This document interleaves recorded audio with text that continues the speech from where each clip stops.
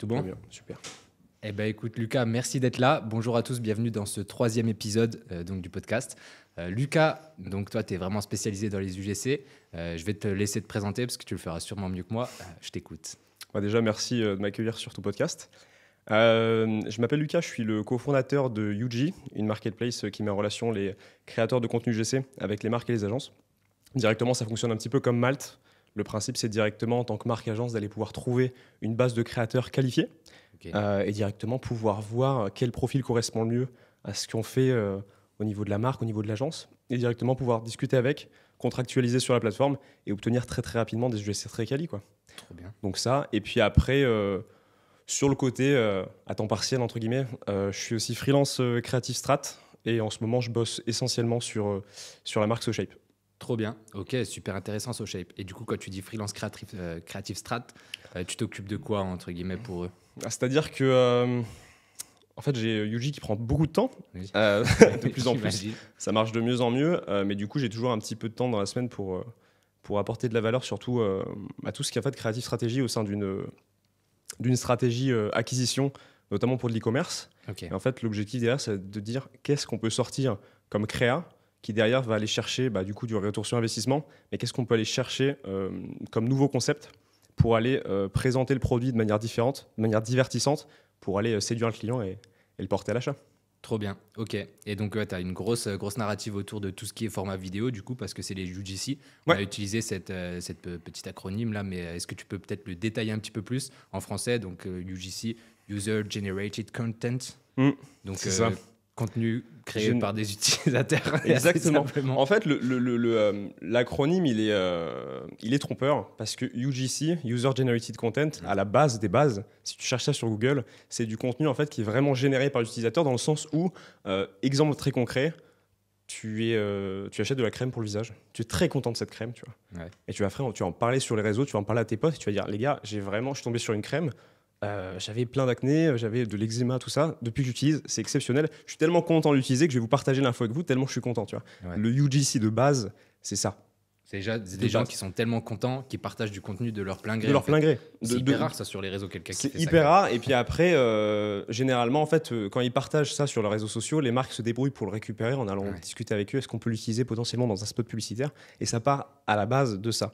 Aujourd'hui, quand on parle d'UGC, pour de la strat créative, pour de l'ads, ça va être plus, on peut plus le catégoriser de CGC, donc Creator Generated Content, oui. parce qu'en fait, c'est plus des utilisateurs vraiment directs du produit. Ça va être, en fait, vu qu'on s'est rendu compte que l'UGC, le concept de base, est très puissant pour aller capter de l'authenticité, en fait, donner envie à des personnes qui n'ont pas acheté d'acheter, parce que ça build de la confiance. Il y a plein de choses. C'est le principe du témoignage client, en fait. C'est vraiment le principe. L'UGC, c'est un paquet cadeau autour du concept qui est très très vieux, qui est le témoignage client, qui est la social proof. C'est très très vieux. Aujourd'hui, c'est plus orchestré. Donc en fait, c'est fait par des créateurs et c'est pour ça aussi la plateforme répond à ça. Le fait de pouvoir trouver des créateurs qui derrière vont pouvoir se faire passer pour des utilisateurs, mais aussi pouvoir créer du contenu qui est très TikTok, qui est très 9-16, tu vois. Ouais. Voilà. Très vertical, très authentique, exactement. sans trop de prod derrière, quoi. Exactement, mais c'est ce côté un petit peu qui peut porter à confusion sur le fait que l'UGC direct à la base, c'est pas vraiment ce qu'on fait aujourd'hui, parce que c'est très très dur, comme tu l'as dit, d'aller chercher du contenu qui est partagé spontanément par des utilisateurs. Aujourd'hui, on l'orchestre un peu, on le crée. Ok. Voilà. Et ça, c'est intéressant parce que c'est un format qui a été beaucoup en vogue ces dernières années, qui a tendance un peu à ralentir pour certaines raisons ces derniers temps.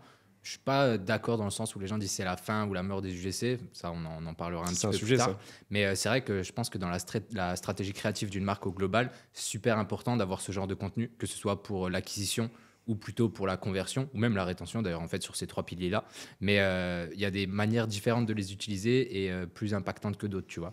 Typiquement, là, j'aimerais qu'on puisse avoir cette discussion pour essayer d'aider ces entrepreneurs, toutes ces entreprises qui voudraient utiliser ce contenu, mais qui ne savent pas vraiment par où commencer. Tu vois, typiquement, comment est-ce qu'on fait un créateur un UGC, tu vois? Est-ce que c'est quelqu'un qui se filme directement chez lui? Est-ce qu'il y a des minimums de qualité, tu vois? Qu'est-ce que tu en penses, toi, au niveau de la qualité, par exemple? En fait, il y a plusieurs types de qualité.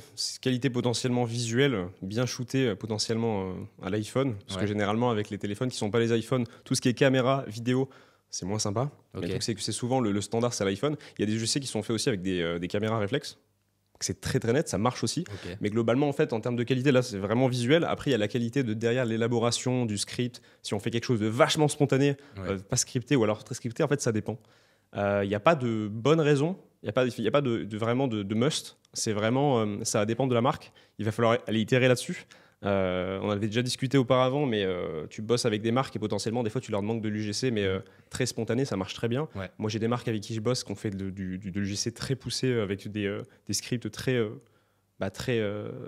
narratifs, scripté, quoi, très scriptés. Et ça marche très bien aussi, tu vois. Ok.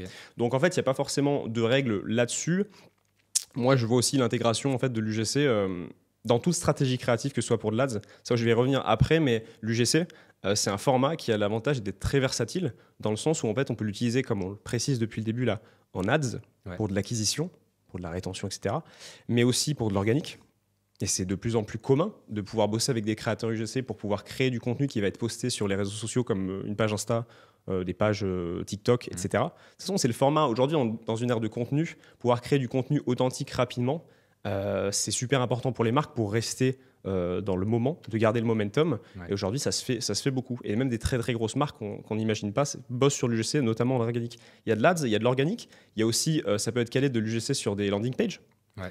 Que ce soit sur une landing page d'e-commerce, sur un produit. Il y a un truc qui se fait bien, c'est l'espèce de petites smart stories qui se mettent quand tu regardes une page produit e-commerce pour aller expliquer le fonctionnement du produit, pour montrer comment les gens sont contents. C'est des petites bulles que tu cliques, tac, format UGC qui s'ouvre en 9.16, tu regardes, c'est vachement intéressant pour aller se faire une idée du produit et du coup ça lève des objections. Ouais. Donc ça marche bien aussi sur du landing page. Ça marche aussi, et c'est plus rare parce qu'en fait il y a des normes là-dessus, mais en email, sur de l'email commercial, on peut mettre de en l'UGC clavier. en email. En fait, ça se fait.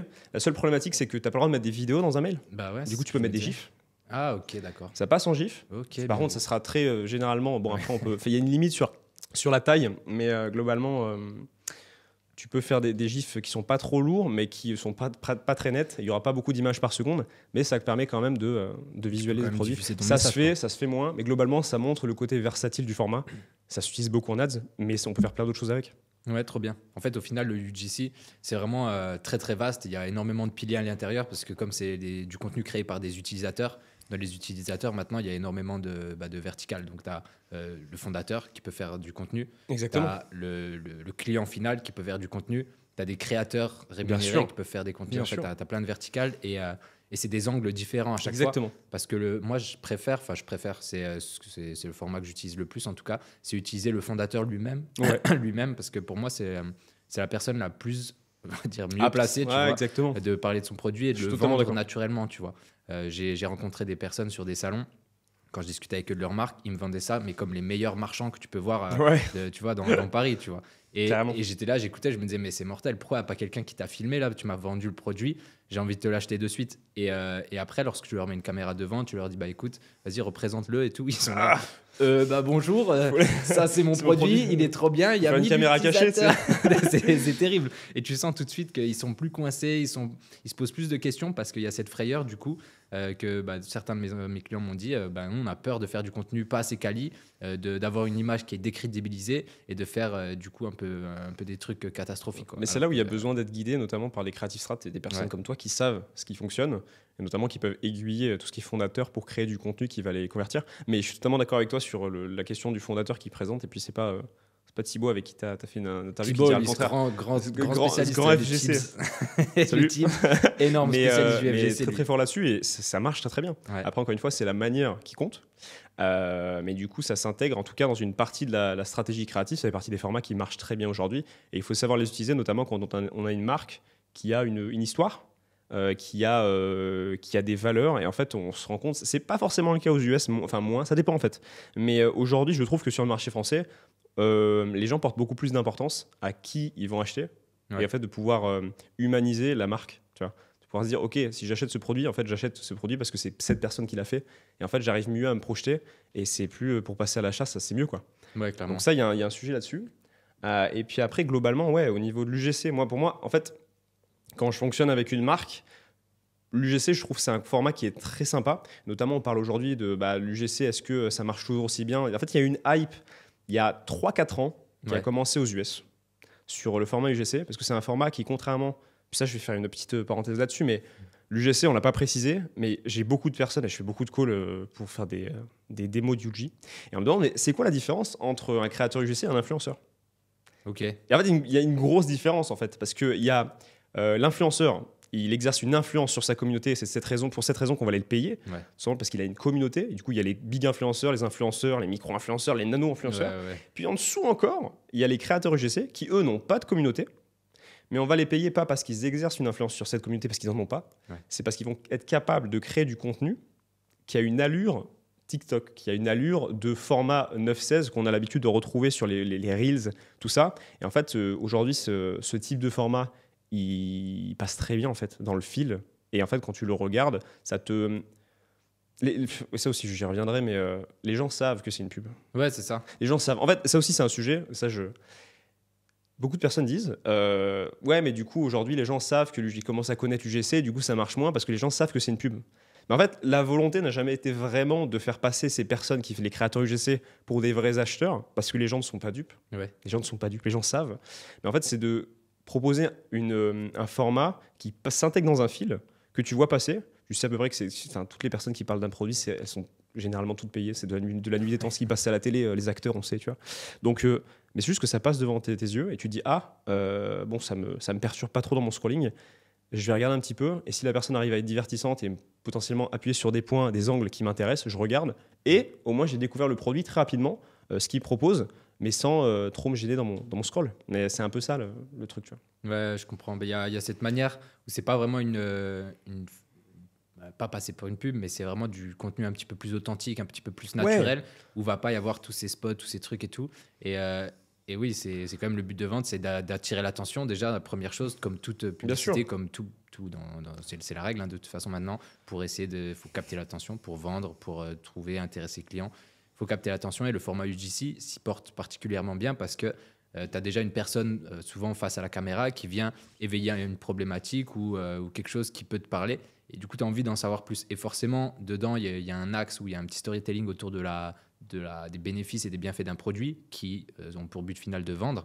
Mais c'est beaucoup mieux, on va dire, pris par la communauté des réseaux sociaux que des spots vraiment trop mais hardcore, c'est une réalité. Et puis, il faut surtout prendre en compte qu'aujourd'hui, en tant qu'utilisateur des réseaux sociaux, et quand on va aller scroller sur des fils, genre que ce soit Insta, TikTok, Snapchat, tout ça, on a l'air d'être un petit peu... pas trop réfléchir à ce qu'on fait. On scrolle, on est un peu brain dead, tu vois. On regarde, mais en fait, mentalement, il se passe des trucs de fou. En fait, on est complètement focus dedans. Et qu'en fait, notre seuil de tolérance aux trucs qui sont pas bien, genre, littéralement, tu vois un truc qui te plaît pas, tu scrolles. Ouais, tu zappes et en fait, direct. L'objectif, c'est d'aller attirer les gens jusqu'à la fin de la vidéo, comme ça, ils voient un maximum d'informations sur le produit, tu vois.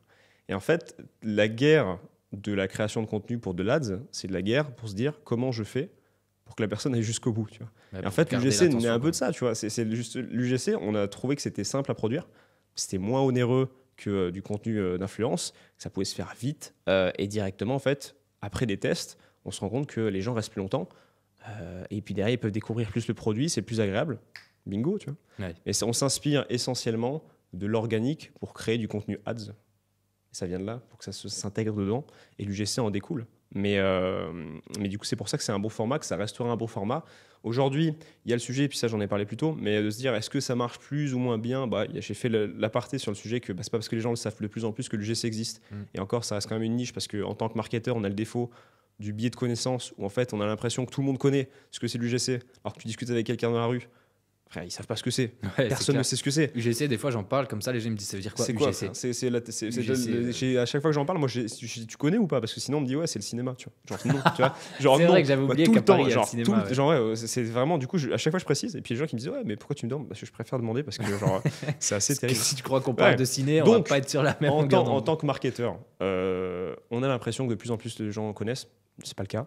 Et même si les gens connaissent, c'est pas si grave. Ce que j'aime bien, d'un point de vue créatif stratégiste, pour de l'ADS, si on veut aller chercher de la performance, pour moi, l'UGC, ça se met dans la même catégorie que les statiques. Okay. Dans le sens où c'est rapide à créer, c'est pas trop onéreux.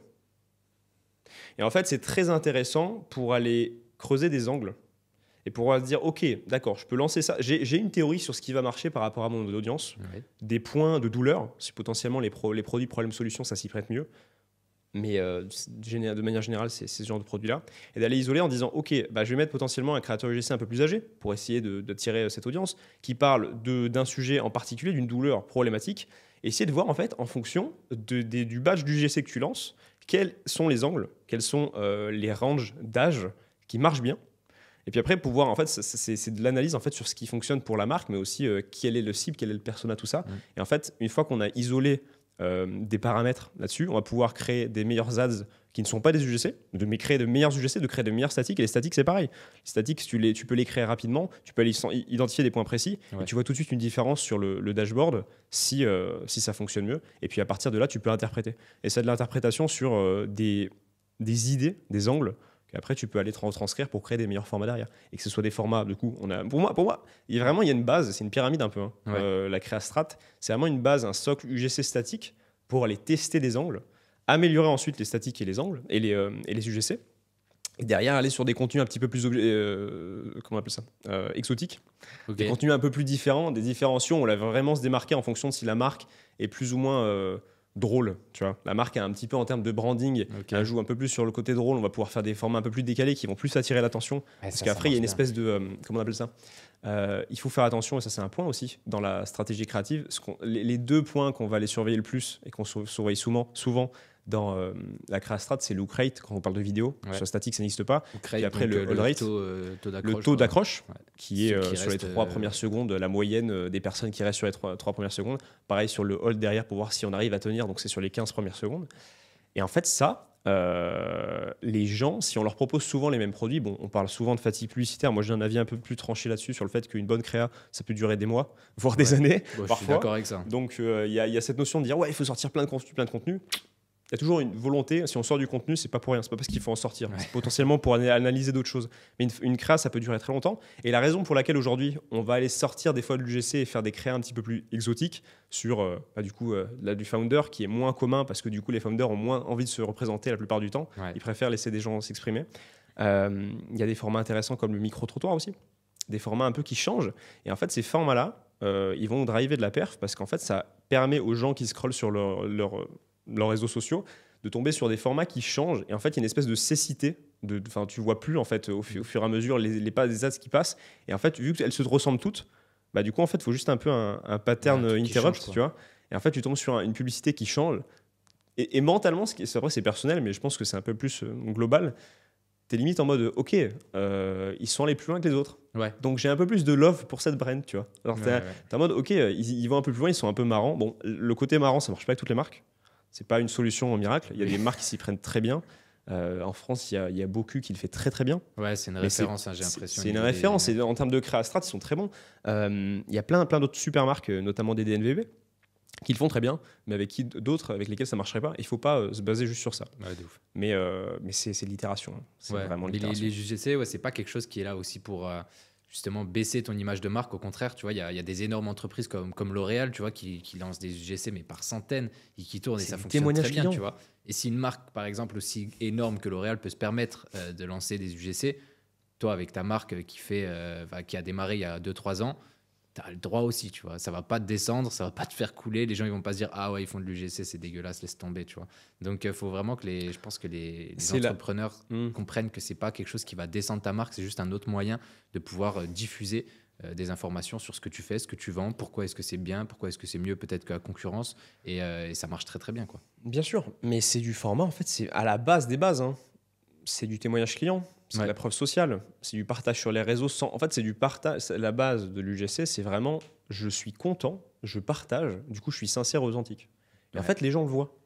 Et c'est très agréable. Et aujourd'hui, on parle d'UGC. Ouais, est-ce que c'est une bulle? Est-ce que c'est un paquet cadeau, le nom? En fait, c'est vraiment un format intemporel. Aujourd'hui, c'est plus du 9/16e face caméra, un peu brouillon, mais on peut faire des choses très très élaborées en UGC. Il ne faut pas avoir peur d'ailleurs de faire des formats plus exotiques en UGC, en allant scripter un peu plus. Ça, je fais une petite aparté sur ça, mais il y a des bons créateurs et il y a des moins bons créateurs qui débutent juste. Et en fait, en fonction des créateurs, il y a des créateurs qui sont très bons et qui ont bien l'habitude de faire du UGC et qui vont plus loin des fois. Plus loin dans le sens où tu peux leur proposer des briefs plus poussés avec... j'ai pas forcément d'exemple en tête, mais pas juste le témoignage brut. Ok. Tu peux aller imaginer, tu le fais sortir dehors. Il y a des créateurs qui sont très marrants et ça s'y prête. Et en fait, du coup, tu peux aller innover sur l'UGC. C'est pas un format juste de dire, ok, bon, bah, l'UGC, j'envoie un message. Genre, c'est vraiment script. J'ai reçu cette crème, elle est super bien. ça m'a vraiment aidé. Ça, c'est l'UGC de base. Et ça marchait bien. Ça marchait bien. Ouais. Ça marche de moins en moins parce que forcément, les formats évoluent. Et du coup, les gens font ce genre de contenu. Ils s'étonnent que ça marche pas. Vous avez un peu de retard. Bah ouais, Mais c'est pas grave, tu vois. Un peu de retard. Et aujourd'hui, ce qui marchait bien avant, bah, du coup, vu que tout le monde le fait, ça marche moins bien. Du coup, il faut aller innover. Et c'est continu. C'est du développement continu là-dessus. Donc, il n'y a pas trop de problème. Et au niveau des créateurs UGC aussi, au niveau de la sélection, pour un petit comment on conseil là-dessus. sélectionne un bon créateur de contenu? En fait, généralement, on sait à peu près quel type de créateur on veut pour sa marque parce qu'on connaît un minima son persona normalement. On va essayer de cibler quelqu'un qui ressemble à son persona. Ensuite, persona, donc le client idéal pour les gros débutants. Exactement. Normalement, déjà, ceux qui savent pas ça, ils devraient même pas regarder cette vidéo. Je dirais rien. Mais du coup, donc cible, persona, trouver quelqu'un qui correspond potentiellement à ce qu'on va chercher. Donc on sait très bien un peu les ranges d'âge qu'on veut. 15, 30 ans, tout ça. Le genre, le type de produit que le créateur aime bien tester, parce que du coup, il y a une appétence sur certaines industries, tu vois. Cosmétique, ça c'est le truc de base. D'ailleurs, l'UGC n'est pas réservé qu'uniquement à la cosmétique. Il y a plein. En fait, l'UGC, c'est du témoignage client, il faut juste rappeler ça. Donc, tout le monde peut être content d'avoir utilisé un produit, notamment un SaaS. L'UGC sur du SaaS, ça marche très bien. Bah ouais, L'UGC sur de la bétonnerie, sur du bâtiment, ça marche très bien. C'est du témoignage. Quelqu'un qui dit ouais, bah voilà, j'ai eu des dégâts des eaux, avec l'assurance, ils m'ont tout refait, tu montes l'appartement, c'est un UGC. C'est très bien. C'est très bien. Donc, à partir là-dessus, ça marche sur tous les formats et on a tendance à vite voir c'est du cosmétique, c'est uniquement féminin. Non. Vraiment, c'est le concept du témoignage client, de base. Ensuite, du coup, il y a les tarifs. Au niveau des créateurs UGC, il y a des créateurs qui ne tarifient pas de la même manière. Généralement, plus on va être débutant, moins on va tarifer cher. C'est logique. Et plus on a d'expérience, plus on va loin. Généralement, c'est un petit peu difficile parce qu'en fait, il y a une espèce d'arbitrage à faire sur le fait que tu vas bosser avec un créateur qui a potentiellement bossé avec plein de marques auparavant, donc il est expérimenté, donc il va être un peu plus cher. Mais généralement, je trouve, et ça c'est mon avis personnel, déjà, le travail de l'UGC, c'est pas juste record une vidéo de 30 secondes et du coup l'envoyer brut, donc ça demande un peu de temps. Et puis du coup, moi je suis très porté sur les créateurs UGC, puis j'ai du respect pour ce qu'ils font parce que c'est du taf, tu vois. Ça prend il y a du montage, et même quand ils font pas du montage, tu vois, il y a plusieurs plans à prendre. Et puis des fois, faire des allers-retours, c'est pas rien de faire de la créa UGC. Du coup, pour les prix, il faut pas forcément lésiner, mais généralement, ça start à partir de 100 € la vidéo et ça peut monter à plusieurs centaines. Je conseillerais pas d'aller en dessous. C'est dommage déjà, premièrement, pour la rémunération du créateur, c'est pas cool. Ça aussi, et puis après, je considère que dans l'UGC, le pas cher coûte cher. C'est-à-dire qu'en gros, il vaut mieux faire un bon UGC plus cher que de voir... parce qu'en fait aussi, il y a la question du temps. Parce qu'en fait, s'il y a un créateur, et moi ça m'arrive souvent, je passe souvent avec des créateurs qui ont déjà bien performé auparavant, parce que déjà, je sais qu'ils fonctionnent bien, et puis qui ont une bonne vision créative. Ça veut dire qu'en fait, je vais leur envoyer un script, ils vont le faire rapidement, ils vont m'envoyer les rushs, je vais pouvoir faire ce que je veux avec, au niveau de la créa.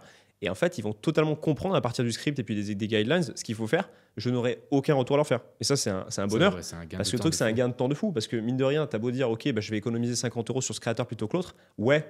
Mais en fait, le temps, c'est de l'argent. À quel prix, tu vois? Donc, des fois, tu regardes les créas, tu dis, putain, il a mieux compris limite le script que moi sur le fait que c'est mieux filmé. Je suis très content, merci beaucoup.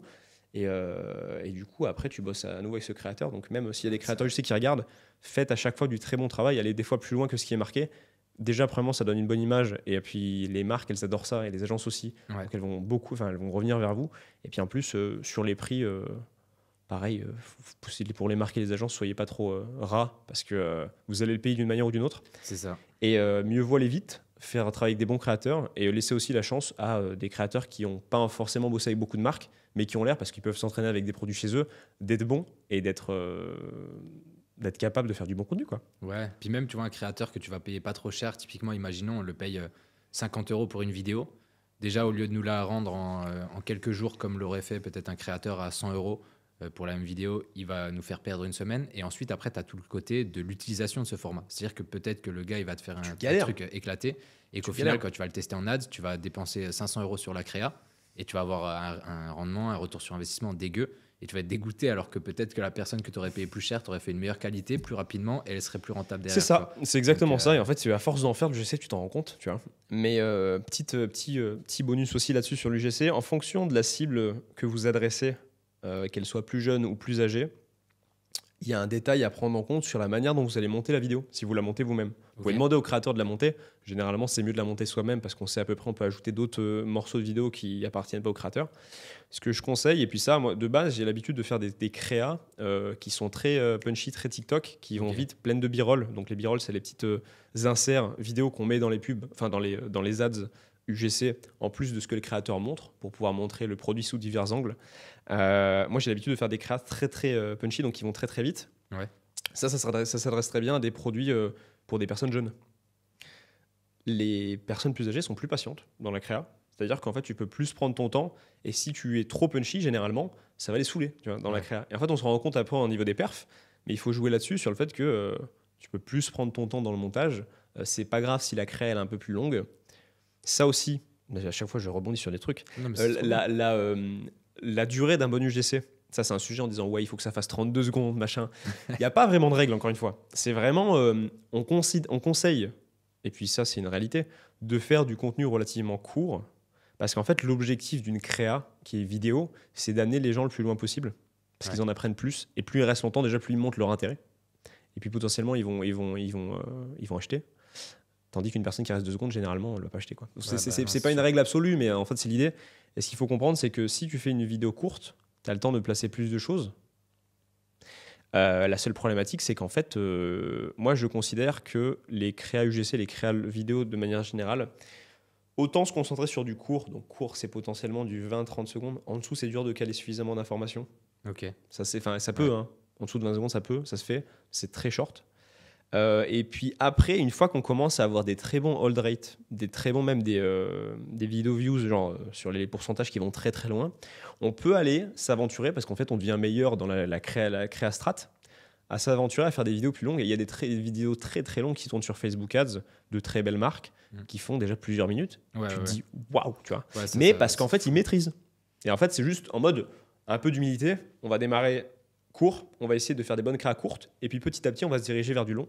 C'est du trial and error, c'est genre petit à petit, quoi. Mais il n'y a pas de durée. Ouais, pour une bonne stratégie créative, ce que je recommande, c'est la manière dont je fonctionne aussi, c'est de d'abord trouver les angles créatifs, trouver les angles marketing qui fonctionnent, tu vois. Donc tu identifies un peu les douleurs de ta cible, tu regardes là où ça fonctionne le mieux, tu testes plusieurs messages. Une fois que tu as identifié les messages et les pain points, là tu peux décliner en format UGC, tu vois, et après tu peux décliner en autre format, mais toujours sur les mêmes messages. En fait, je pense qu'il y a pour une marque, il y a quelques messages qui vendent et c'est juste qu'après, tu les diffuses de manière différente, tu vois. Donc, avec une statique, avec une vidéo, avec une statique qui va, par exemple, montrer le produit, d'autres fois qui va faire des comparatifs, mais toujours avec une idée d'un message en particulier. Et c'est aussi ça, le but d'une bonne publicité, c'est qu'une pub égale un message et c'est aussi simple que ça. Bien sûr, un angle. Enfin, je suis d'accord avec ça. Et il y a un truc que j'ai remarqué dernièrement, c'est qu'en fait, j'ai beaucoup travaillé avec plusieurs marques. Mais à des échéances courtes. C'est-à-dire que j'ai fait de la créa UGC, de la créa statique pour des marques, mais sur pas des longues périodes, tu vois. Et en fait, tu as beau être bon marketeur, tu connais pas suffisamment la marque en profondeur pour créer des formats vraiment de fou.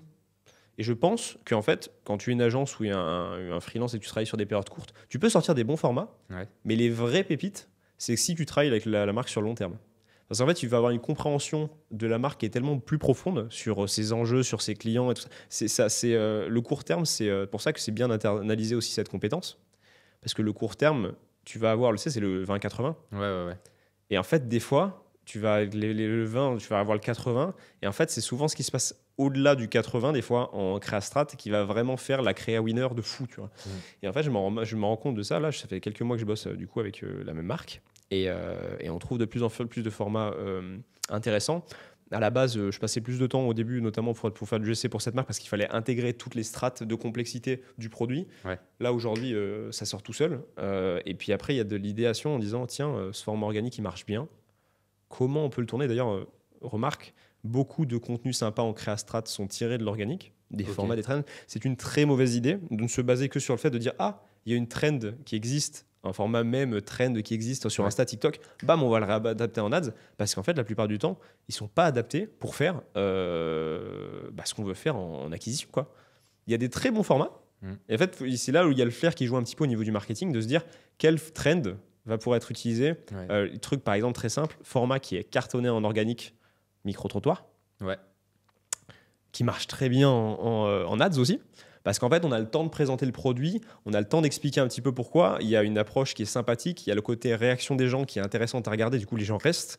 Il y a le côté spontané et le côté un petit peu, les gens... En fait, il faut vraiment attiser la curiosité des gens. Et sur la plupart des trends, il n'y a pas de curiosité. Si tu fais quelque chose de plat avec coucou, tu connais ma marque? Bah non, en fait, tout le monde s'en fout. Alors que si tu arrives avec des petites problématiques plutôt un petit peu, où tu arrives avec des pics ou un petit peu plus de décalage par rapport à d'autres marques, tu vas attirer l'attention et au final, les gens vont avoir envie de savoir qu'est-ce qu'elle répond, qu'est-ce qu'elle a vécu, c'est quoi le problème, c'est quoi la solution. Ok, d'accord. Ils vont rester tout au long de ta vidéo au final. Et c'est ça qui va faire que tu captes l'attention, tu diffuses à balle d'informations et derrière, ton acquisition, elle fonctionne. Bien sûr. Et donc, tu as cette partie aussi qui est vraiment acquisition pour les UGC. Donc là, donc ces produits, ces formats qui vont t'aider à attirer du client sur ton site internet, sur ta page de vente, ton service, etc. Mais tu as aussi la partie réassurance qui va servir directement sur ta page produit ou quoi. Où là, comme tu disais, avec les petites stories, qui vont servir à rassurer la personne pour son achat. Et donc être plus là, non pas en acquisition, mais plutôt en conversion, tu vois. Et ça, je pense que c'est pas les mêmes formats, tu vois. Typiquement, un micro-trottoir, je suis pas sûr que... je pense que c'est plus adapté à la partie acquisition et un peu moins à la conversion, tu vois. Alors qu'une présentation du produit, sa texture, etc., elle va être beaucoup plus sympa à utiliser en conversion sur ta page produit. Je suis complètement d'accord. Ça place forcément un micro-trottoir sur une LP pour aller convertir sur des formats stories. En fait, il y a deux notions qui sont principales. C'est de dire, il y a un mec qui s'appelle Eugène Schwartz qui a les 5 levels d'awareness sur les gens. Est-ce qu'ils connaissent ton produit? Est-ce qu'ils le connaissent suffisamment bien jusqu'à qu'ils identifient vraiment la douleur, tu vois? Et en fait, il y a la notion de dire, quand on fait de la créa, bon, il y a plein de personnes qui vont dire je fais du top of funnel, du middle funnel, et c'est très bien si vous arrivez à faire de la créa là-dessus. Généralement, j'essaie de pas trop le complexifier de cette manière-là, mais ça se fait. Hein. Franchement, je le fais aussi. Mais on peut faire des créas qui convertissent tout le monde, en fait. Et en fait, la notion, il y a deux types de notions en créa principale. C'est que il faut éduquer sur le produit. En fait, on n'achète pas un produit si on le comprend pas. Et puis après, une fois qu'on l'a compris, il faut se dire, ok, mais qu'est-ce qui les empêche de passer à l'achat? Et en fait, si on identifie les deux et qu'on arrive à résoudre ce problème à la fois avec une créa ou avec plusieurs, en fait, c'est découverte du produit, objection. Découverte du produit, objection. Découverte du produit, objection. C'est vraiment la base des bases. Découverte du produit, je ne connais pas ton produit, je ne sais même pas si j'ai ce problème, je ne sais même pas si je l'ai reconnu. Peut-être qu'il y a des gens qui se trimballent un problème, par exemple, de problème de peau, tu vois, de l'acné, tu le sais au courant que tu as un problème de peau, tu vois. Et là, il y a une solution qui arrive, ils présentent la solution parce que tu as un problème de peau. Il y a des gens, il y a d'autres produits, faudrait que j'en trouve un exemple, là, je n'ai pas trop quelque chose qui vient en tête. Ça me l'avait fait, tu vois, et justement, j'avais eu un petit peu la réflexion, parce que chaque hiver, truc logique, tu vois, mais j'ai mon front, il commence à peler, tu vois, je commence à avoir la peau sèche parce que l'hiver, il a sèche, tu vois. Et du coup, là, je me disais, je crois que je vais avoir peut-être besoin d'une crème, tu vois. Ah, c'est ça? Parce que, bon, normalement, je suis pas trop dans les crèmes, mais du coup, toute l'année, j'ai vu des pubs, des trucs, je les ai jamais calculés. Et à partir du moment où, dans mon miroir, je vois qu'il y a un petit bout de peau, genre, qui décale, je dis, ça fait chier, ça. Comment on fait? Et puis là, il y a tout un process après du coup, problème que tu as en tête. Comment est-ce que je vais résoudre ce problème? Et là, tu vas voir une pub, tu dis, tu vois un UGC d'un gars qui dit, ça me saulait d'avoir des rougeurs sur le front. Tu dis, t'as pas ce problème. Comme moi. T'as pas le problème à la base, tu vas pas regarder, tu vois. Et donc, c'est comme tu as dit, l'éducation pour éveiller ce problème, ça prend le temps qu'il faut, mais une fois qu'il est éveillé, après, justement, là, les gens vont beaucoup plus se convertir, tu vois. Mais dans ton cas, par exemple, il était déjà éveillé le problème. Juste que du coup, tu as plus matché avec le truc, c'était en mode, solution à ce problème, mais il y a des créas ou pour les produits un peu plus différents qui en fait répondent pas directement à une problématique, mais qui va éveiller à dire mais c'est vrai que j'ai ce problème, tu vois. C'est vrai que ça serait ma vie serait vachement mieux avec ce produit là, tu vois. Donc la créa, c'est pas une science exacte, et donc l'UGC ça s'intègre dedans. Moi je vois pas aujourd'hui une créa stratégie qui contient pas d'UGC. C'est pas parce que j'ai une boîte qui tourne là-dedans, tu vois. Mais vraiment c'est d'un point de vue sincère, c'est qu'en fait c'est juste c'est présent, c'est pas cher. Contrairement à potentiellement de l'influence et puis notamment les droits qui sont plus chers à garder, c'est moins cher, ça se fait très vite. Les créateurs, en tout cas ceux avec qui je travaille sur le marché français, La plupart du temps, c'est des perles. Genre, ça travaille bien, ça travaille vite. Derrière, une petite modification, pas de problème, je la fais. Trop bien. Donc, autant travailler directement et puis bien les payer aussi là-dessus. Et ça permet en fait d'aller identifier. C'est vraiment le cœur du marketing, je trouve, aujourd'hui sur de l'acquisition en ligne. Là où hier, on était plus sur de l'acquisition et puis même, je sais pas, quand est-ce que tu as commencé à faire de l'acquisition sur Facebook Ads, tout ça. Mais il y a 5-6 ans, la créa, c'était présent. C'était que le jeu de dire qu'est-ce qu'on va aller bidouiller derrière sur les audiences, Oui, c'était vraiment acheteurs technique. actifs, machin. C'est plus Il comme y a ça. moins, parce que c'est Maintenant, la normal, créa a c'est le beaucoup plus machine d'impact. learning. Ouais. C'est le machine learning, c'est l'IA sur l'intégration, l'analyse d'algorithmes de Facebook sur comment je vais recommander ça. Ouais. Il s'en charge. Bien sûr. C'est du broad. Généralement, on fait essentiellement du broad. C'est pas pour rien. Voilà. Ouais, parce que la créa C'est ça. s'occupe du ciblage. Au Exactement. La créa s'occupe du ciblage. C'est pas une règle absolue, ça non plus. Mais quels sont c'est vraiment du bon sens paysan sur quels sont les derniers paramètres sur lesquels on a un impact. final. Ouais. Quels Donc sont les derniers pour quelqu'un, paramètres. tu vois, pour une entreprise qui voudrait justement étoffer un petit peu sa stratégie créative, dans un premier temps, il faut déjà qu'elle connaisse bien son persona. Très, très important de bien travailler son persona. Mais Savoir de quelle douleur on va appuyer, quel problème on va résoudre. Ensuite, décliner ça. Et pour les UGC, soit ils font du founder, donc c'est eux-mêmes qui vont expliquer leurs produits, leurs services, comment est-ce qu'ils résout, comment est-ce qu'ils améliorent la vie des gens.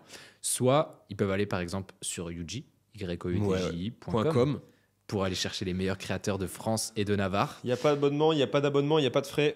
C'est incroyable. C'est incroyable. C'est Non, vraiment, c'est vous une payez le super créateur plateforme. directement. Il y a pas Non, de mais frais, c'est super tout. pratique. parce Non, qu'en mais plus, c'est une réalité, tu vois. C'est souvent la question, je l'ai de mes clients, genre, mais comment est-ce que je trouve des bons créateurs? Bah, maintenant, il y a des plateformes, tu vois. Donc, la tienne qui permet de recenser tous ces créateurs-là et du coup, de pouvoir choisir en fonction du persona. Tu vois, typiquement, quelqu'un qui vend je sais pas, des brouettes, et ben il va aller chercher quelqu'un d'un peu âgé qui fait du bricolage, tu vois. Et C'est ça. Sur ta plateforme, en plus, tu peux choisir par âge, genre, machin et tout. Donc, c'est assez pratique. Un mot-clé. Et après, bah, tu fais un peu les scripts, tu vois avec la personne ce dont tu as besoin, et comme ça, elle te fait des rendus, et tu peux les réutiliser. Mais c'est pas si dur, c'est pas si cher, et donc c'est dommage de s'en priver, je trouve. Ouais, mais d'autant plus que par exemple, tu vois, la plateforme, je l'ai créée essentiellement parce que j'avais besoin de ça à la base. Et qu'en fait, il n'y a aucune plateforme qui proposait ce que je voulais directement. C'est-à-dire dire, tiens, moi j'ai besoin de créateurs UGC, flemme d'aller chercher sur Insta, TikTok, de dire, ok, on échange par DM, ensuite, bah attends, passe-moi ton mail, ensuite la facturation maintenant, et en fait, attends, j'ai pas reçu, c'est quoi ton IBAN? T'as pas un portfolio. Machin, t'as pas un portfolio, ok, pourquoi tu m'as pas répondu depuis une semaine? Machin, enfin, bref, ah mais attends, je dois discuter avec un autre créateur qui est là, ok, moi j'ai pas le temps. Go, avoir une liste de créateurs qualifiés, bien, sympa, qui travaillent bien, je peux voir ce qu'ils ont déjà fait, des avis d'autres personnes, tout ça qui sont réels, tu vois. Puis on allonge, quoi. Ouais. Tiens, je te contacte, tu veux, j'ai ce prix-là, je t'envoie le produit. Si j'ai un brief, j'en ai pas, tu me le fais, pas de problème, on s'est compris. Tu reçois le produit, tu me fais les vidéos, tu me les envoies, paf, je valide la commande, ton argent est versé. Si tout le monde est carré, c'est carré, quoi. C'est fluide de fou. C'est fluide. L'objectif, c'est vraiment de la rapidité, pouvoir aller, parce que c'est important. Pas parce qu'on a une frénésie sur dire faut absolument faire des créas parce qu'il y a de la fatigue et tout. Ça, c'est un faux. En vrai, en marketing, ça, je ne vais pas me faire des amis, mais c'est un faux problème. Ouais. La fatigue, c'est juste parce que vos créas sont pas assez bonnes la plupart du temps, tu vois. Et qu'en fait, vous avez mal identifié. Et puis, je reviens sur ce que tu as dit, qui est très vrai. Faut bien connaître son persona. Faut bien connaître sa cible. Je considère qu'il y a beaucoup de personnes qui théorisent ça en disant bah moi, ma cible, c'est ça, ça, ça, ça. Ok, tu te bases sur quoi? Ouais. Ouais. Et c'est comme l'entrepreneuriat de manière générale, tu vois, il y a un persona market fit, il y a un product market fit, parce qu'en fait, il y a une adéquation avec le marché. Et comment on sait ça? Bah, en balançant du budget pour aller voir si ça correspond. Est-ce que les gens veulent? Mais est-ce que les gens veulent? Est-ce que ça correspond à la créa que j'ai fait? Et en fait, je pense que même tu peux avoir une très bonne idée de ton business en disant ouais, j'ai travaillé 20 ans là-dedans et tout, c'est sûr que c'est eux. Des fois, il y a des surprises. Il faut être resté dans le réel. Et le réel, ça passe par le test. De ouf. Voilà. Donc, voilà. Le test et le retour du marché, tu vois. Et c'est pour ça qu'à chaque fois, le marché a toujours raison. Que je travaille avec une marque, je commence par une analyse de tous les commentaires, que ce soit de sa marque, donc si elle a un peu de détails, tu vois, mais des concurrents, et que ce soit en France ou en Europe, voire à l'étranger, s'il n'y a pas assez de matière. Mais vraiment reprendre tous les commentaires. Et maintenant, on a de la chance avec l'IA, etc., de pouvoir faire des analyses assez poussées sans forcément y passer 48 heures, tu vois, parce que à l'époque, j'analysais les commentaires un par un, je disais ah ouais, ça c'est cool, ah là il y a un petit problème. Tu fais du scrapping, ouais, maintenant je récupère tout, il y a des analyses, ça me sort les angles, machin, c'est beaucoup plus efficace et plus pertinent. Puis ça me fatigue moins, donc je suis content. Mais c'est là comme ça que tu vas voir vraiment les vrais angles qui fonctionnent, tu vois, qui touchent. C'est une réalité, ça. Par contre, l'avantage, c'est que quand tu travailles avec des boîtes qui ont de la bouteille, c'est-à-dire qui existent depuis un petit moment, tu peux aller creuser ça. Les marques qui se lancent, bah désolé, mais il va falloir se confronter au marché et voir un petit peu et expérimenter là-dessus et voir les retours.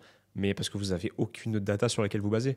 La seule data, c'est celle qu'il faut aller tester. Tu as une idée, ok, bon, on la teste, on va voir si tu as raison ou pas. Des fois oui, des fois non. Ça, après, ça, c'est de l'entrepreneuriat, mais c'est genre en mode vite. Et d'ailleurs, tu vois, quand il y a toute la création du GC, etc., est-ce que tu as des erreurs en tête que les gens pourraient éviter? Tu vois, typiquement, je sais que j'ai eu des échos comme quoi il faut vraiment demander l'autorisation de l'image. Ça paraît débile comme ça, tu vois, mais quand tu demandes un UGC, fais en sorte quand même d'avoir l'autorisation de pouvoir l'exploiter et de détailler aussi les objectifs. Est-ce que ça va être pour ton site? Est-ce que ça va être pour faire de l'acquise sur les réseaux sociaux? Quels réseaux sociaux? Peut-être détailler ça pour éviter des poursuites, que quelqu'un te dise en fait, je suis pas d'accord, coupe.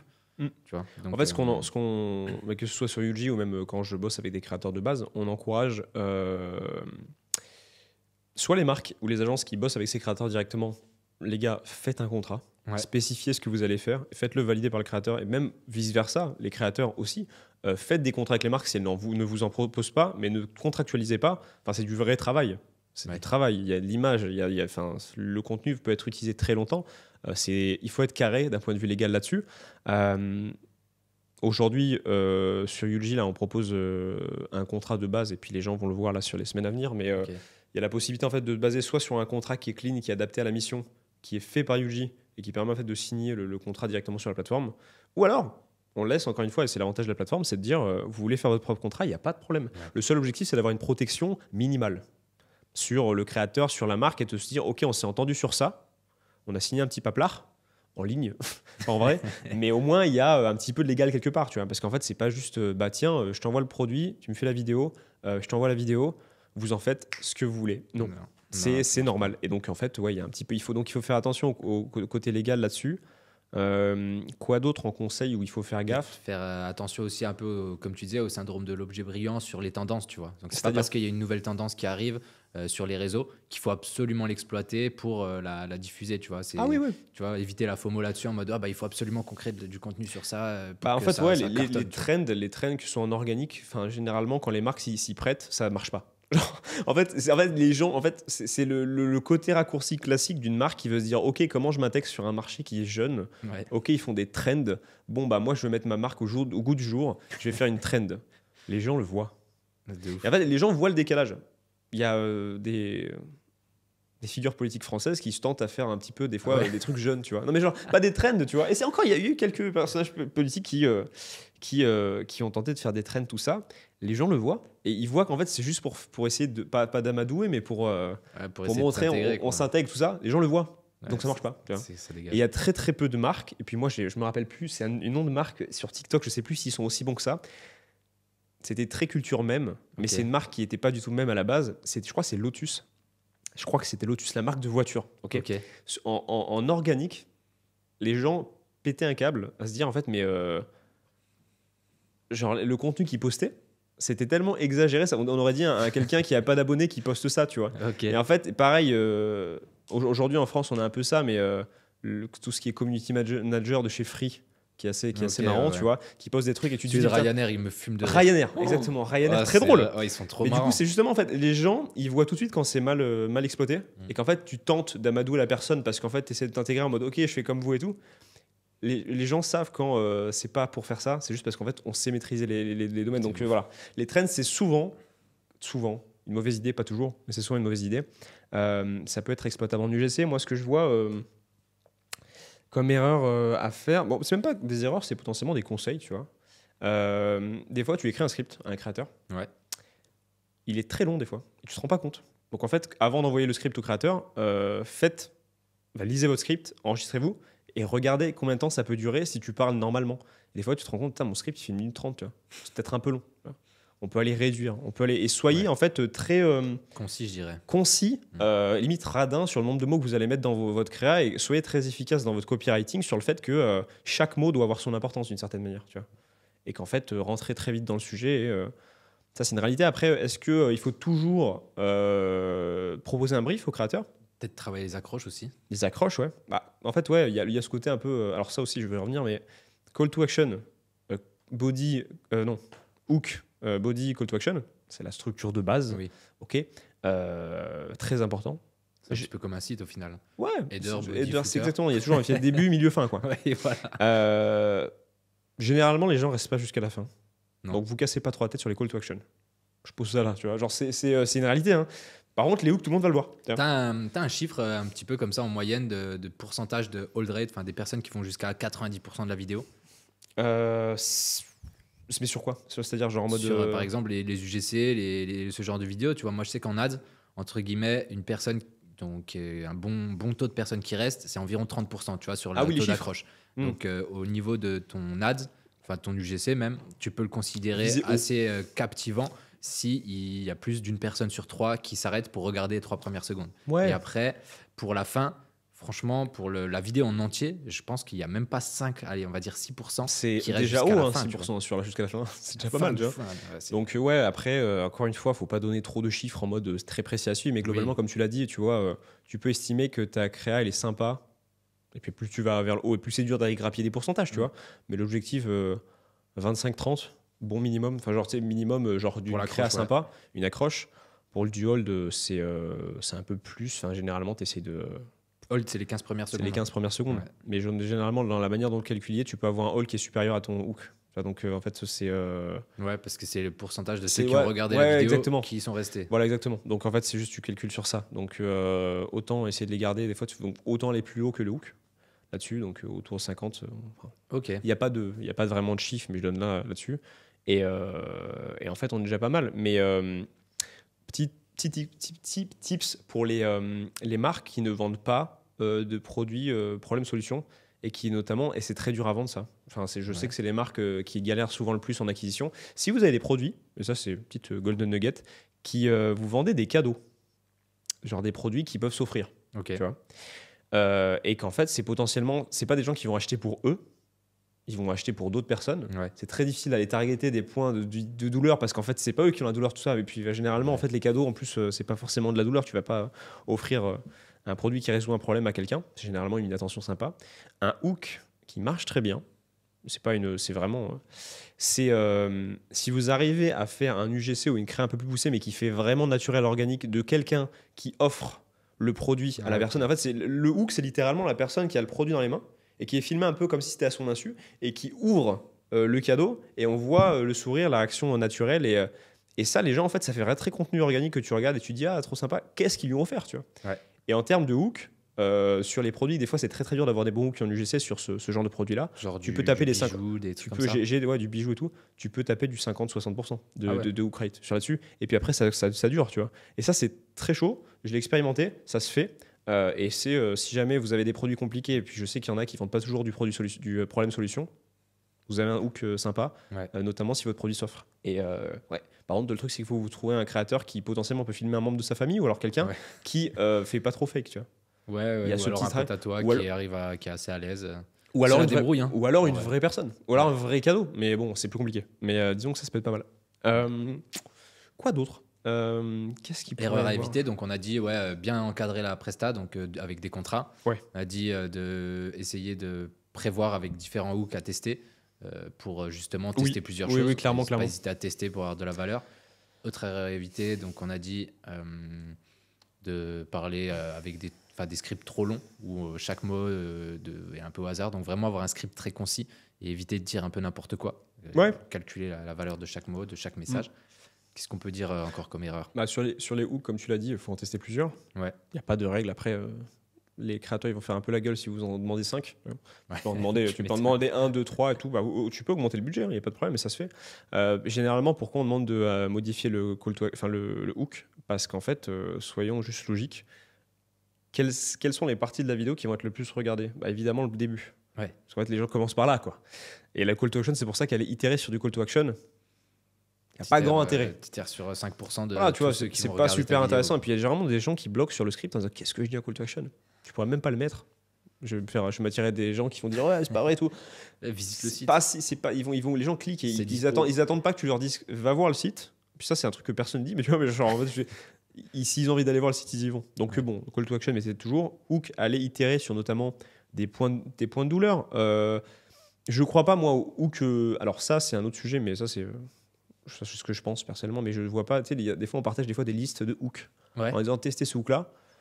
Ça peut être utile, mais généralement, ça dépend tellement du produit. Et en fait, par exemple, genre, il y a un hook que j'ai déjà eu plusieurs fois et que Ça me fume qu'on dise hook à chaque fois. Ouais. Les accroches. Ouais, c'est une accroche que j'ai vue plusieurs fois. Genre, c'était en mode. Enfin, les trucs en mode stop, arrête-toi, je dois te montrer ça. Genre, tu vois. Ouais. Les gens ne s'arrêtent pas. En fait, les gens n'ont pas envie de s'arrêter parce que tu leur dis stop, tu vois. Ouais, en mode, attends, vrai oui. Attends, wow. bouge pas. Attends, bouge pas. Ça dégage. bon courage pour avoir du bon hook rate là-dessus. Parce qu'en fait, c'est pas parce que tu. Voilà, c'est des trucs évidents, mais on dit, ouais, teste ce hook. Non. Vous allez savoir au fur et à mesure. C'est pour ça qu'il faut avoir potentiellement dans sa team ou alors une agence qui sache très bien ce qui se fait aujourd'hui pour aller driver. Tu vois, tu viens pas y penser, par exemple, le truc du cadeau, tu vas te dire, quelqu'un qui ouvre. Il n'y a pas une personne qui dit arrête-toi parce que je vais te montrer un truc. C'est littéralement une vidéo, genre un hook où potentiellement il n'y a pas de mots. Il n'y a pas de mots, c'est juste quelqu'un qui regarde en 2 secondes, tu captes. Ou alors pareil, genre tu sais, sur le hook, sur la personne qui ouvre et tu as une voix off qui dit regardez la réaction de machin quand il a reçu. Genre, tu reçois un cadeau. Comme ça. Moi, j'ai un peu de mal avec la voix TikTok robot, mais ça se fait. Le truc, c'est le côté un peu. Pauvre, j'ai reçu. C'est très marrant. Ça se fait. Adam, Eleven Lab. Oui, c'est ça, Eleven Lab de Adam. Oui, encore, non, c'est la voix TikTok. Ça, c'est même pas le. C'est l'autre. Ouais, c'est horrible. Mais voilà, donc il y a des petits tips là-dessus. Et il faut juste aller tester, mais toujours tester en se disant pourquoi je vais tester ce script. Qu'est-ce que j'en attends dans le sens où je sais que ça va rajouter de la réassurance, l'objectif principal de cette créa, tu vois. Toujours partir en disant bon, je fais pas un script pour faire un script. Ouais. Non, ouais, c'est moi d'ailleurs quand j'écris les scripts entre guillemets pour les personnes avec qui je bosse, je leur fais pas des longues phrases etc. Je mets juste en fait les catégories. Donc accroche, quelques idées, ensuite présentation du produit, problématique, solution et débrouille-toi gros. Fais-moi le plus naturel possible. Et des fois, ils me disaient, mais je mets quoi ? J'écoute, fais-moi un vocal là et réponds-moi à ces questions. Et je leur fais, ils répondent. Je dis, voilà, tu dis la même chose. Fais comme si tu t'adressais à moi, mais sauf que tu te filmes. C'est très très simple. Pour moi, en fait, je comprends pas que ce soit difficile parce que ça me paraît trop logique. Il faut juste transpirer la sincérité, dire exactement ce que fait ton produit. Si tu as un bon produit que tu sais le vendre, ça va marcher, tu vois. C'est aussi simple que ça. Mais les gens se prennent trop la tête, veulent trop bien faire. Essaye de mais la lumière elle est pas bonne. Non, rien à foutre en fait. Ça y est, j'ai fait les choses naturellement. Alors c'est vrai. J'aurais juste un point là-dessus qui est sur aussi un point important. Les choses les plus importantes parmi le script, la manière dont la personne parle, tout ça, le lighting, la lumière. Ouais. Ça peut transformer une créa qui marche. C'est bizarre, hein, mais ce qui marche pas, une créa qui marche parce qu'en fait. C'est pas agréable de regarder quelque chose qui est mal éclairé.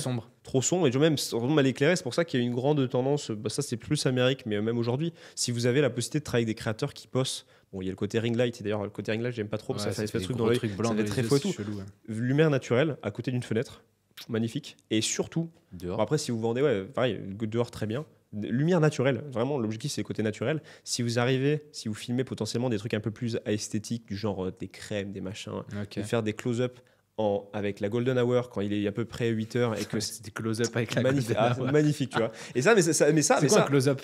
Close-up, c'est plus un format plus rapproché. Par exemple, si tu étais d'étaler une crème. Ok, d'accord, vraiment un gros zoom, quoi. Ouais, un gros zoom, mais ça, c'est une typologie de produit très particulière.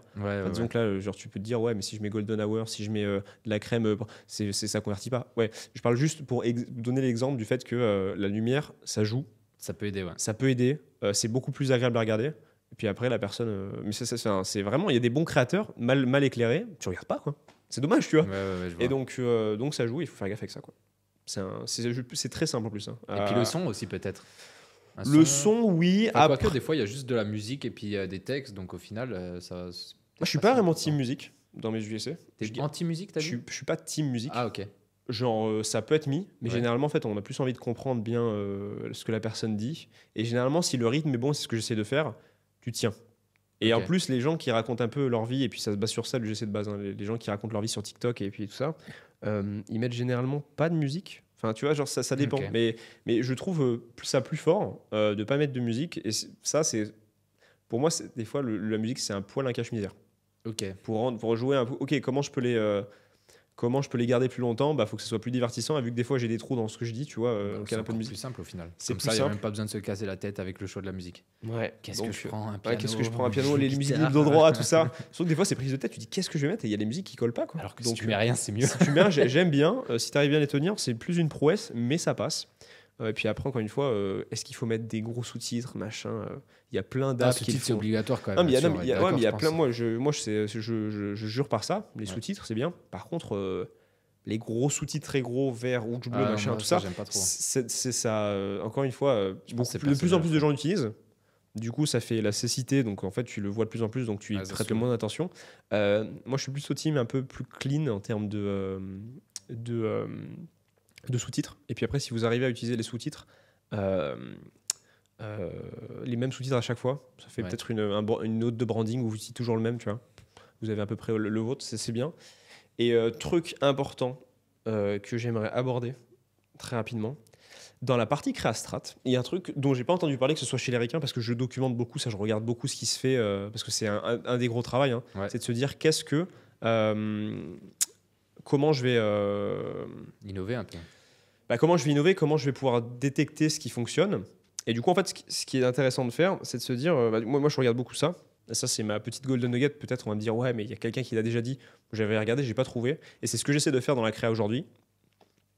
Tu vois Marvel. Ouais. Tu vois le MCU ou pas? C'est ce que c'est. C'est le Marvel Cinematic Universe. Et en fait, c'est le fait que les personnages, entre eux, ils sont un peu liés, ils sont dans le même monde. Et en fait, ça permet de les faire se recroiser dans des films comme les Avengers, tu vois. D'un côté, Iron Man, t'as ça, tout ça. Et en fait, ce que j'aime bien, c'est quand tu arrives à faire de la créa UGC, un format plus exotique comme un micro-trottoir, un format plus exotique comme un Founder Generated Content, un FGC, comme Thibault le dirait. Et en fait, tu arrives à les lier entre eux. Ou par exemple, en fait, dans ta Founder vidéo, tu arrives à intégrer une brique de ton UGC que tu as déjà utilisé dans le passé et que tu l'utilises en b-roll, en fait. Et en fait, tu arrives à interconnecter tout ça. Et en fait, ce qu'il faut prendre conscience aujourd'hui, c'est que pour évaluer ce que les gens pensent de ta marque, ça passe beaucoup aujourd'hui par tes pubs. Ouais. Il y a des marques qui vont être plus sympas que d'autres aujourd'hui. Tu vas avoir plus de love pour une marque en particulier parce qu'en fait, ces créas, des fois, elles sont très intéressantes. C'est pour ça que des marques comme, je prenais l'exemple tout à l'heure de Boku, tu les aimes bien, tu vois. Ouais, genre naturellement, ils sont marrants, ils sont bonne vibe. Et en fait, tu leur fais confiance. Et en fait, c'est pas parce que tu as vu des posts d'eux sur Insta ou ailleurs, tu vois, c'est leur pub. C'est ce que tu vois le plus. Et en fait, du coup, ce côté un peu... moi, j'appelle ça, du coup, c'est le Creative Universe, tu vois, le CU. Et après, tu mets le nom de la marque derrière. Okay. Tu vois, par exemple, je sais pas, pour SoShape, ça serait le SCU. Tu vois. Et en fait, tu essayes, tes créas, d'avoir des blocs UGC, des blocs des formats un peu différents, et de les intégrer entre eux, tu vois. Okay. Et après, de les faire se connecter. Et en fait, ce qu'il faut prendre en compte, c'est que notamment quand tu as un gros spend, ça s'adresse plutôt aux marques qui dépensent beaucoup. Déjà beaucoup, ouais. Mais, et puis moi, je le vois, les marques, en fait, les marques américaines le font, mais l'ont pas, je trouve, j'ai pas encore trouvé quelqu'un qui l'a théorisé, dans le sens où ils disent, les gens, les marques intègrent des vidéos UGC ou d'autres formats dans d'autres vidéos de créa qu'ils font, et vu qu'ils dépensent beaucoup de budget, en fait, ce qui va se passer, c'est que les gens vont dire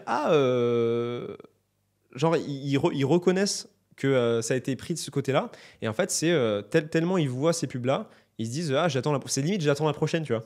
Une espèce de continuité qui a pas, c'est pas la créa one shot, tu vois plus loin que le truc, et ça on le voit. Et je le vois de plus en plus. Et pour les marques qui dépensent beaucoup et qui ont beaucoup de visites, d'ailleurs, ça retarget beaucoup. Ouais, tu fais un petit crossover, quoi. C'est un petit crossover. Magnifique. C'est du crossover. Et donc, le Creative Universe d'une marque, si tu spends beaucoup, c'est quand tu arrives à développer ça. Et c'est fou. Et moi, je prends un exemple dernier sur iSmile. C'est une marque US qui fait des dentifrices qui vend du dentifrice pour blanchir. Bon, la partie créa, ils sont très forts là-dessus, notamment les factories, les avant-après qui font, c'est terrible. C'est super. Après, la question, encore une fois, c'est que moi, tu vois, j'ai une question. Je pense que le produit marche pas. Je l'ai pas testé. Je pense que le produit marche pas aussi bien que dans la vidéo. Oui. Et en fait, ce que tu peux faire, c'est que les gens, il faut pas prendre les gens pour des cons. Et en fait, les gens savent que ça marche pas tant que ça, mais leurs créas sont tellement sympas qu'il y a de la love sur la marque. Ouais, les gens, non mais ça fait kiffer, tu vois. Du coup, les gens sont contents, ils mettent plein de commentaires positifs, alors qu'ils savent foncièrement que ça n'existe pas un produit qui en une seconde te fait gagner 15 teintes, tu vois. Ils le savent. Et s'ils n'avaient pas une bonne créa strat, s'ils n'avaient pas des bons formats, tout le monde les détesterait. Genre en commentaire, les gens les détesteraient. Et ça marche pas, comment osez-vous et tout. Tout le monde les kiffe. Menteur, arnaqueur. Voilà. Et il y a un running gag, et c'est pour ça que je parle de Creative Universe. Il y a un personnage qui est un monsieur qui est chauve dans les créas de iSmile. On le revoit souvent dans différents contextes. Et en mode, et en commentaire, les gens interagissent en mode, c'est le retour de ce mec-là, en mode. Et justement, c'est vraiment, c'est Monsieur Propre. Et c'est vraiment cinématique univers, ce truc. C'est genre, c'est trop marrant. Et ça, c'est le next step. Et ça, c'est ce qu'il faut réussir à atteindre quand tu es une marque qui dépense beaucoup et que tu peux te permettre d'itérer. Ça, c'est le boss final. Mais ça, c'est la folie, quoi. Trop bien. Enfin, je pense que ça nous fait déjà pas mal de contenu là. Tu nous as livré une bonne petite masterclass. J'ai essayé. Merci Lucas. Avec grand plaisir. On peut te retrouver sur quoi? Sur tes réseaux? Présente-nous un petit peu. Alors, sur les réseaux actuellement, je ne poste pas grand-chose, mais j'ai un LinkedIn, Lucas Gabriel, et puis... sur Yuji? Généralement, juste sur Yuji. Chercher des créateurs Yuji. Généralement, ouais, pour les créateurs GC sur Yuji, vous pouvez y aller, il n'y a pas d'abonnement, il n'y a pas de frais. Et si jamais vous avez des questions ou des démos, j'en fais, donc il n'y a pas de souci. Merci beaucoup Lucas. Avec très grand plaisir. À très bientôt. Merci d'avoir écouté jusqu'à la fin. Vous pouvez de toute façon retrouver tout ça sur YouTube, Spotify, tout ça. Partagez, commentez, mettez des likes, notez 5 étoiles. Et à très vite. Mettez 5 étoiles. Très important. PK.